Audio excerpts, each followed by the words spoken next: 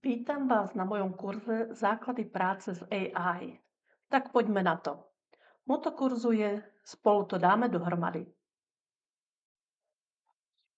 Volám sa Viera Rajnáková a som lektorka tohto kurzu. Mám skúsenosti s témami umelej inteligencie a jej praktickým využitím, pričom ma baví objavovať spôsoby, ako technológie môžu uľahčiť prácu aj každodenný život. Momentálne si rozširujem vedomosti a venujem sa spojeniu AI so strojovým učením a automatizáciou. Verím, že spolu dokážeme nielen pochopiť základy AI, ale aj nájsť spôsoby, ako ich aplikovať v reálnych situáciách. Môjim cieľom je, aby ste odchádzali s praktickými znalosťami a novou inšpiráciou. Ciele kurzu.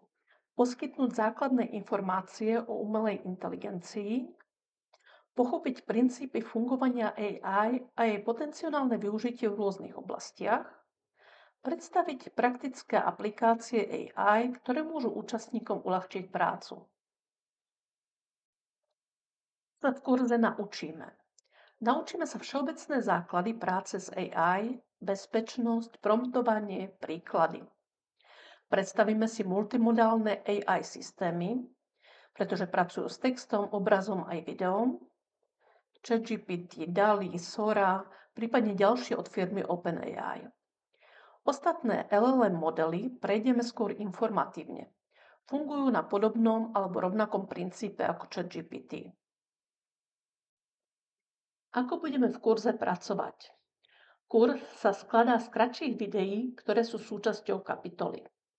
To z toho dôvodu, že je to jednoduchšie si nájsť chvíľu času na krátke video aj v rámci svojho pracovného alebo súkromného času, ako počúvať a udržať pozornosť pri či niekoľkohodinových videách.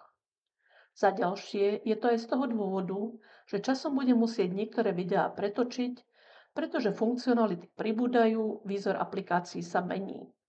Kde sa nachádzala ikonka dnes, tak zajtra už nie je a je na úplne inom mieste alebo inak vyzerá.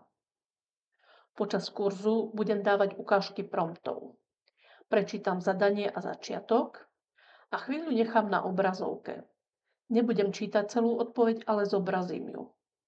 Takže si môžete zastaviť video, prečítať celú odpoveď alebo zadať si prompt do vášho ChatGPT. Odpoveď na prompt u mňa a u vás sa môže líšiť. Závisí to, o čom ste sa už predtým bavili s AI, to znamená, čo má v pamäti, čo ste AI nastavili, ako sa má správať a taktiež to závisí aj od času, kedy video pozeráte. AI sa veľmi rýchlo mení, pribúdajú verzie, funkcie, má prístup na internet, tým pádom odpoveď bude iná. Takisto, keď sa znovu opýtate na ten istý prompt, tak dá trochu inú odpoveď. Kapitola môže mať jedno video alebo viacero videí.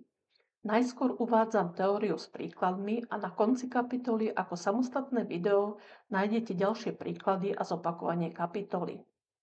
Pod každým videom nájdete link na Google Drive, kde sa dostanete do dokumentu, v ktorom postupne budem uvádzať novinky v kurze, aké videá pribudli a link k jednotlivým videám, tak ako logicky za sebou v kurze nasledujú.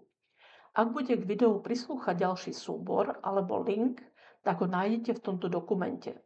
Do dokumentu a k súborom sa dostanú len tí, ktorí budú zaradení v zozname kurzu. Videá kurzu ani tieto súbory nebudú verejne viditeľné. V tomto dokumente zároveň uvidíte, aké témy a videá chystám. Na prácu v kurze môžete využívať bezplatnú verziu ChatGPT, no najmä v druhej časti kurzu je vhodné zvážiť predplatné plus za $20 mesačne. Bezplatná verzia totiž neobsahuje množstvo užitočných funkcií a informácií.